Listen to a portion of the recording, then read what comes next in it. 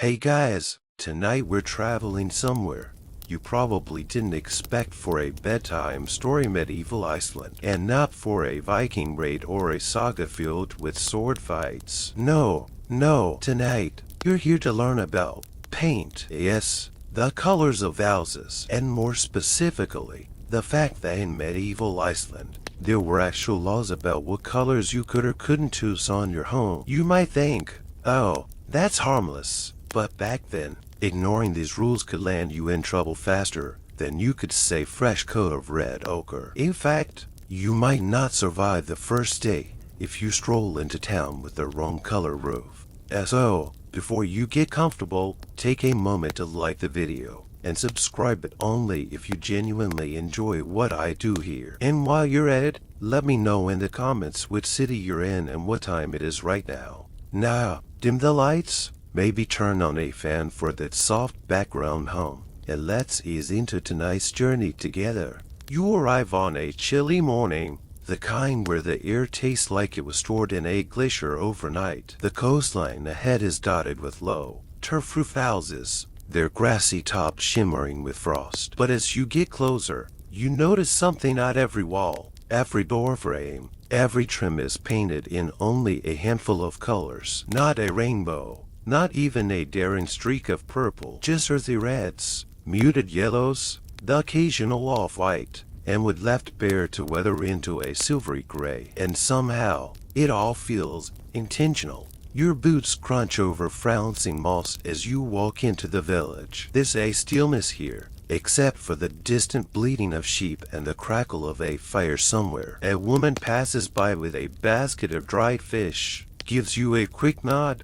and her eyes flicker just for a second toward the pale green trim of a nearby door. She doesn't say anything, but you can tell that here, colors are never just colors. It turns out, in this time and place, color is as much a matter of law as it is of taste. Medieval Iceland's leaders didn't want chaos in the visual order of the settlement. Imagine a neighbor deciding to paint his house bright blue in a sea of red and brown turf. Homestead would have been as scandalous as showing up to a feast wearing nothing but your undergarments. The laws were laid down in community assemblies, and everyone knew them by heart. If you had the audacity to break the rule, it wasn't just about your choice of pigment, it was about defying the creed order, the rhythm of the village's look and feel. And in a small, tightly knit society surrounded by brutal nature, standing out wasn't just risky, it could be downright dangerous. Even stranger, historians still debate whether these laws were entirely practical, purely aesthetic, or tied to deeper cultural symbolism. Some say the muted palette made repairs easy. You didn't have to hunt for rare pigments every time the wind scraped your paint away. Others argue it was about showing solidarity, reminding everyone that they were part of one fragile community in a vast, harsh world. Either way, as you stand there in the icy air, looking at the village before you, you realize something.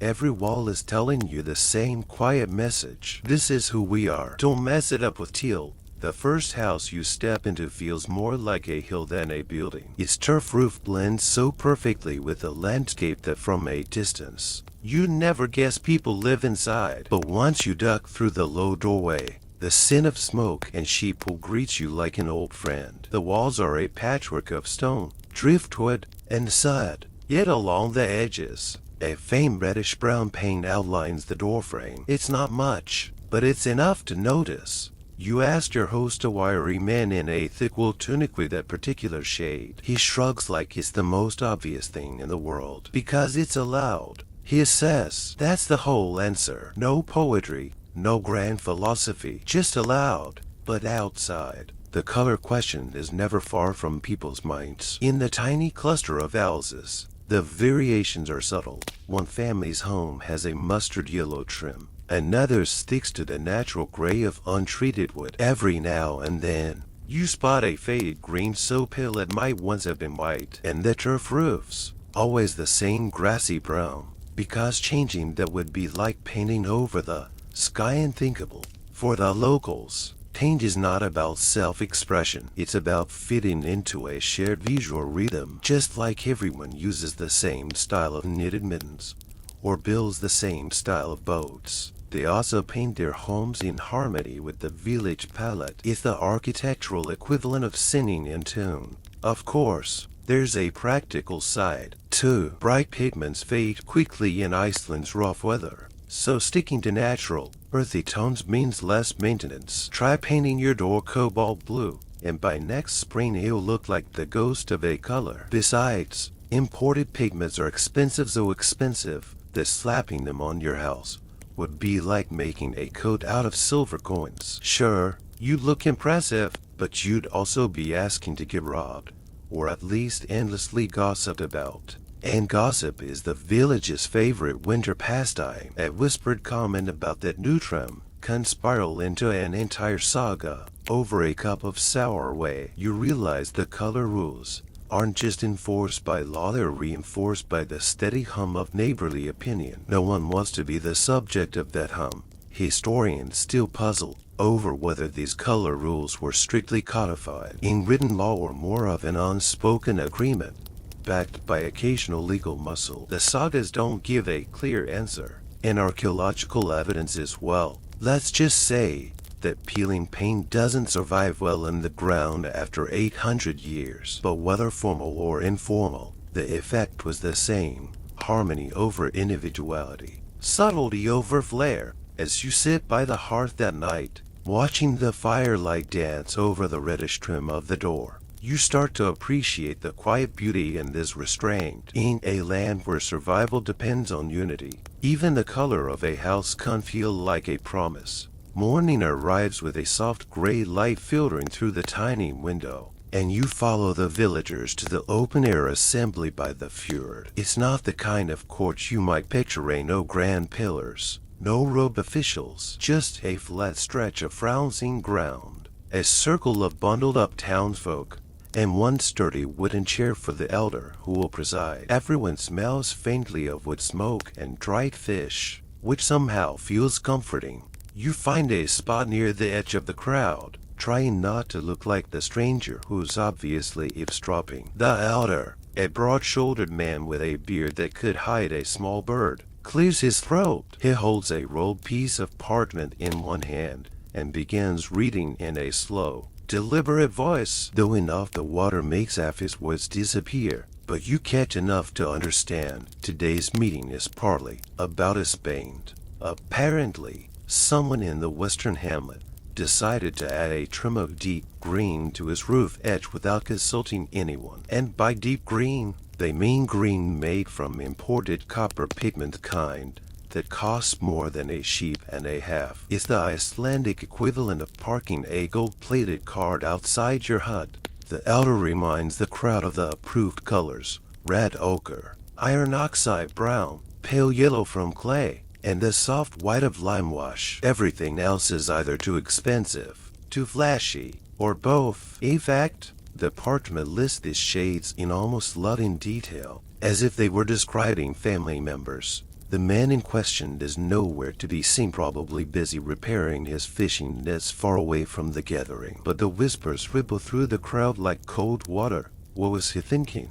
Who does he think he is? Next thing you know, someone will paint their door sky blue. You can't help but imagine that moment. A sky blue door under a turf roof, standing out like a tropical parrot in a field of sheep. Tempting, yes, but here, it would be social suicide. The elder concludes with a warning that breaking color rules could result in fines, or worse, removal of the offending paint. It's not exactly a brutal punishment, but in a place where every bucket of pigment comes at a cost, having it scraped off is like watching your wages wash down the river. Scholars today still debate whether such assemblies function as strict legislative bodies or more as community consensus builders. In a small settlement, both roles tend to blur. Whether written in law or spoken in agreement, the outcome was the same. No one wanted to be the blot of color in a sea of conformity. When the crowd disperses, you watch as people wander back to their houses, each one blending into the winter landscape as if it had grown there. And for the first time, you start to feel that maybe these laws weren't just about control, they were about belonging. By now, you've walked enough of the village to spot the rebels not by attitude, but by shade. That's how you first see it. A roofline just a little too blue against the dull winter sky. At first glance, it's harmless, the kind of muted tone you might find on a weathered fishing boat. But here in medieval Iceland, blue is practically a political statement. As you stand staring at the house, an older woman sidles up beside you. Her scarf is pulled so tightly around her head, you can barely see her eyes, but her voice comes out low and knowing. That's a fine way to lose a week's income, she mutters, nodding toward the roof. You glance back at the building. The color is made from ground lapis lazuli mixed with oil pigment, so expensive it usually traveled thousands of miles from Afghanistan before ending up here, tucked in the folds of someone's fishing net to avoid customs. She tells you it's not the first time someone's tried blue. One fisherman years ago painted his entire doorframe with it, thinking the sea-colored trim would bring luck. Instead, it brought a council meeting, a stern fine, and a season of cold shoulders from his neighbors. Luck didn't improve much after that. You start to notice how blue, in this place, carries a strange weight. Unlike earthy reds and browns, blue doesn't blend, it pops. In a land of snow and stone, it's a piece of summer sky nailed to your house. And that kind of visibility is the last thing a community wants when it's trying to look unified from a distance. Some say the rule against blue was practical. Blue pigments fade badly in the cold, turning to an ugly gray-green. Others think it was about economics, keeping expensive imports out of everyday use, so they could be saved for church decorations or important gifts. Historians are still split on the matter. Some argue that banning certain colors was a way to keep wealth displays under control, essential in a society where resentment could boil over as quickly as milk on the hearth. Others believe it was superstition, rooted in the idea that certain shades could attract misfortune, especially in a climate where survival already walked a thin line. You trail your gaze over the rest of the house. Neatly cut turf, modest windows, and now this rebellious stripe of skytrap under the eaves. It's a quiet rebellion, but here, quiet is all it takes to make people talk for months. By the time you wander back to the main path, you catch yourself glancing at every house's trim, looking for tiny acts of defiance. And once you see them a slightly richer red here, a suspiciously vivid yellow there, I realize that the rules may be strict, but human nature has always loved to bend them. You're up early the next morning, following the smell of something earthy and slightly barn-like. It leads you to a small shed, where 3 villagers are crouched over a wooden trough. At first, you think they're making some sort of stew, but not. This is paint, and not just any paint, but the legal, regulation-approved kind. The first thing you notice is the smell. It's a common mix of sheep dung, fish oil, and crushed minerals. Your nose wrinkles, but the villagers seem perfectly content, chatting as they stir the thick paste with flat wooden paddles. One of them, a man with hands permanently stained reddish-brown, grins and says, "This batch is for the assembly hall. Needs to last at least 3 winters." He shows you the ingredients. Red ochre dug from a hillside miles away, finely ground until it's like sand, then mixed with a base that, well, let's just say it comes from the sheep pen. The fish oil is there to make it water resistant, though you can't help thinking it might also make the walls smell faintly like the harbor. The result is a paint that's incredibly durable for its time. Sure, it's not going to win any beauty contests, but in a land where storms can peel bark off a tree, this stuff clings to walls like it's holding on for dear life. And the color, a deep, earthy red that seems to soak up the weak winter light, giving the houses a quiet warmth against the snow. You watch as they ladle the mixture into buckets, laughing over some joke you can't quite catch. For them, this is more than maintenance seeds, a communal ritual. In fact, the act of preparing paint often brings together neighbors, each contributing materials or labor. It's like a potluck, But for walls, of course, you ask the obvious question, could they make other colors if they wanted to? The answer is a knowing smile. We could, one of them says, but then we'd have to explain it at the next assembly, and no one wants to be the talk of the fjord. Some historians believe that recipes like this weren't just practical, they were also a way of reinforcing the law. If everyone learned the same formula, deviation became instantly obvious. You couldn't quietly slip a bit of blue pigment into the mix without your neighbors noticing and probably asking why you were wasting good copper dust. By the time the buckets are full, you realize the smell has grown on you. Well, almost. It's the kind of scent you never wear as perfume. But here is the smell of homes being cared for, of walls standing through another winter, and that's a kind of beauty no forbidden color can compete with. Later that day,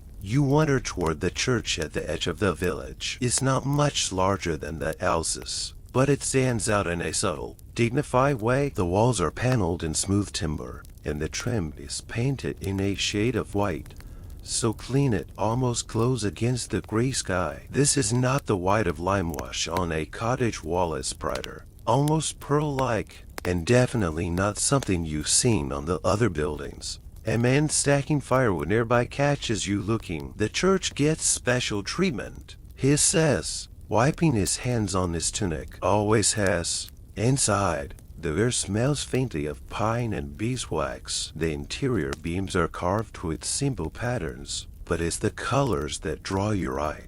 Soft gold on the altar, muted blues in the cloth hangings, a touch of green in the painted trim. Colors you haven't seen anywhere else in the settlement. It turns out the church could use pigments forbidden to private homes, brought in by traders or donated by wealthier patrons. Lapis lazuli for blue, saffron for yellow, even traces of verdigris for green. These pigments were rare and costly, but here they were flaunted as luxury. They were offered as devotion. The reasoning was twofold. First, the church was a communal space, and enhancing its beauty was seen as a service to the whole village, not just a display of one family's wealth. Second, religious symbolism was deeply tied to color. Blue for the heavens, gold for divine light, white for purity. A deep red ochre might be fine for your house, but in the church it could stand for the blood of Christ. Still, there's an unspoken hierarchy here. You can almost feel the quiet pride in having the village's brightest colors reserved for sacred use. In a place where survival is a daily effort, a church that glows with rich hues must have felt like a piece of heaven planted in the frost. Historians aren't entirely sure whether this color privilege was written into law or simply respected as tradition, but the effect was clear. The church became the visual crown of the settlement. Every path, every cluster of houses seemed to lean toward it, like spokes to a hub. As you leave, you glance back at the white trim against the dark timber. In the fading daylight, it almost seems to shimmer, as if holding the last scraps of sun. And you think if the rest of the village lives in shades of earth, then the church slides in the memory of light. After a few days in the village, you start noticing patterns that go beyond weatherproofing and tradition. One evening, as you sit by the fire in a neighbor's home, a man named Roifin leans in and says, "You can tell who's important around here by looking at their walls." You think he's joking, but he's not. In this place, color isn't just decoration, it's a badge of status. Wealthier households might have a slightly richer hue of red or a cleaner lime wash. The difference subtle enough to pass inspection, but noticeable to those who know what to look for. Raif then explains that richer families can afford more frequent repainting, which means their colors stay fresh while others fade to dullness. Sometimes they'll even mix in just a pinch of rare pigment, nothing bold enough to provoke a fine, but enough to make the house catch the eye when the light hits it right. It's a quiet form of bragging, like wearing a well-made cloak without saying where you bought it. Walking through the settlement the next morning, you see what he means. The chieftain's house is unmistakable not because it's garish, but because the red trim has a depth and evenness that's rare in this climate. A little further on, A merchant's home shows off a lime wash so pure, it almost hurts to look it in the sun. Of course, these small displays come with risks. Too much luxury in a small community can breed resentment. That's why the color laws act as a ceiling. No one can paint their home in a shade that screams I'm richer than you. But within the approved palette, there's room to quietly remind people you're doing well. Historians still debate whether this was a conscious strategy by local leaders to keep social tensions low, or simply an inevitable outcome in a place where color options were limited. Either way, it worked. From a distance, the houses blend together in harmony. But up close, the careful observer can read a social map in every doorway. As you pass the last row of homes, you catch sight of a woman scrubbing her door frame with a mixture of ash and water, preparing it for a fresh coat. She hums to herself, oblivious to the cold, the faint smile on her face suggesting she knows the next coat will tell her neighbors exactly what she wants them to think.